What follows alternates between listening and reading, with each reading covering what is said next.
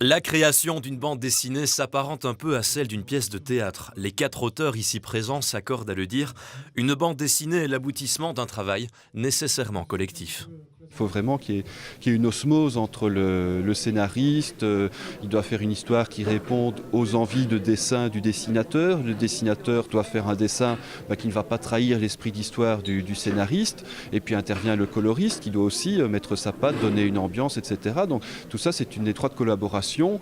Quand elle peut se faire en plus avec l'éditeur, c'est pas plus mal parce que bon, finalement, toute la partie éditoriale est très importante. Un ami important à l'éditeur. Mais oui, parce que c'est quand même lui qui va faire vivre le livre. Et un livre, il doit vivre avant d'arriver en librairie. Quelle que soit leur méthode de travail, sur papier ou tablette, les auteurs donnent libre cours à leur imagination, recherchent de la documentation pour illustrer des faits du passé.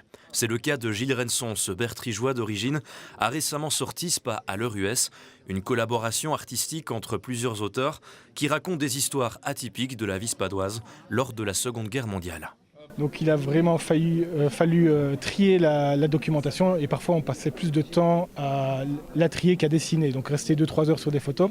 Par contre, ce qui était très marrant, c'est de trouver des ramifications. Donc on suit un journaliste puis on se rend compte qu'on a besoin d'un autre journaliste et on le retrouve sur une autre photo par hasard comme ça. Et donc on reconstitue un petit peu le cheminement, le trajet qu'ils ont eu à Spa. Et là, c'était vraiment sympa à découvrir. Étienne Willem, Stédo, Gilles et Amo se sont bien évidemment prêtés au jeu des dédicaces pour terminer cette conférence. Dédicaces personnalisées, bien sûr.